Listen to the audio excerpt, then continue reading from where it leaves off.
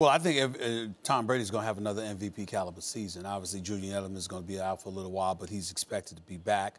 You've acquired Cordarrelle Patterson from Oakland. You've got Philip Dorsett, who was once an Indianapolis Colt, and we know what he's capable of doing along with Hogan. So you've got speed on the outside.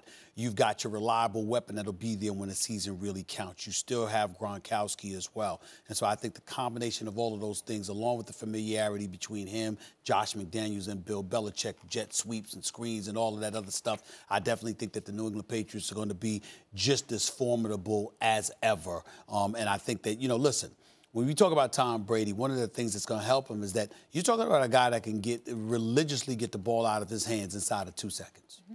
Literally get the ball out of his hands inside of 2 seconds.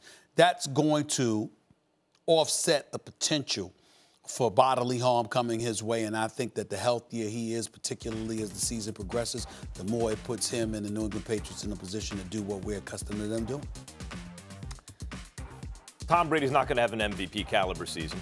I thought it was possible, but unlikely that he could do it last year. I do not think that he's going to do it this year. Mm-hmm. And it's not just the fact that he's 41 years old, and I've been saying Cliff. You have to also look at what's around him. The offensive line is in, there's been turnover and injury on the line. Mm-hmm. Basically, have a right tackle now playing left tackle. Their first-round draft pick isn't available. Their former left tackle signed with the Giants, Nate Solder. Mm-hmm. Then they're thin at receiver because of injury and because of free agency. And suspension. Then their running back is gone. The most special of the running backs is gone. Mm-hmm. Things are always the same until one day they're not. He is not going to go on forever, although if he plays well week 1, he'll have defied my prediction. Mm-hmm.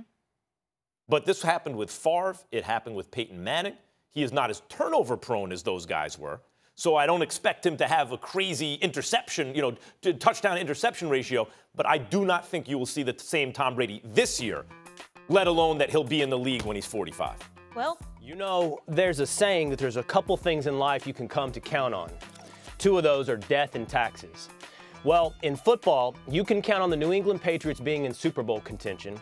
You can count on Tom Brady being one of the best quarterbacks in football. We're going on over, 15 years more of that being a truism. And you can count on, Max, the weapons around Tom Brady consistently changing. He has not had a cast around him for this career that he's had the same guys year in, year out to help him along the way. No. He's the constant. He and Belichick are the constant.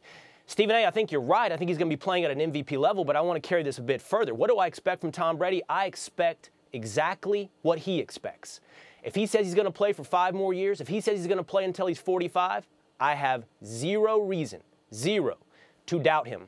Max, you have given us many statistics. You have taken broad-ranging, historical lessons on cliffs and whatnot, but the one thing you always miss is the human element. And in this case, the superhuman element. He's already flying over the cliff like Roadrunner. But this time, right, remember what happened? Yeah, but this when they realized the ground's not there? But this Roadrunner has wings, Max. This Roadrunner can fly. And he's already making you look silly. Who's being unrealistic here? The one who's making you look silly already, man. The one who's saying that he's the Roadrunner with wings, this Roadrunner has wings. The one who takes for granted just the word of a guy says, I'm going to play in Horizons 4 years into the future. Hey, you know who I don't know is going to be okay 4 years into the future? Like Jared Goff. Like, take a young guy. I don't know, 4 years in the NFL is an eternity. That's your sin. You're comparing Tom Brady to Jared Goff. You're thinking he's anyone. I get the point. Any play could be your last in the NFL. You're going to say he's going to be there in 4 years? I get the analogy. The problem you're making, whether or not it be Jared Goff or someone else, is that you're comparing him to an average quarterback and any other quarterback, and he's quite clearly not. He just got off an MVP season. He just led the league at age 40 in passing yards. He just made his 3rd All-Pro first team. He's gotten better, as he said, over the last 8 years, been better than his first 10 years. He's better now than when Jared Goff is in his prime. Exactly the same with Peyton Manning before he got hurt.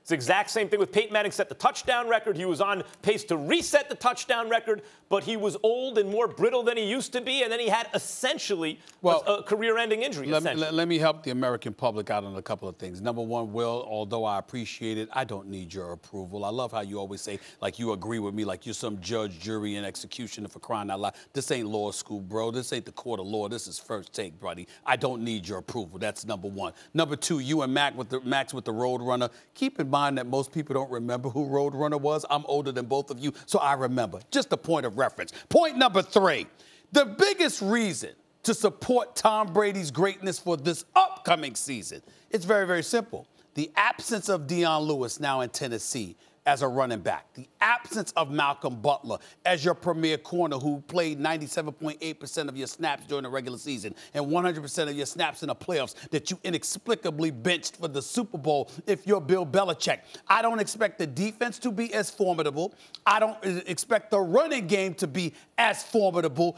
As a result, I see that Josh McDaniels and Tom Brady will be forced to take matters upon themselves, which will call for Tom Brady to do more. And as a result of being able to do more, he'll accumulate those numbers. They'll still be winning games. And the combination of the two will put him in the MVP conversation.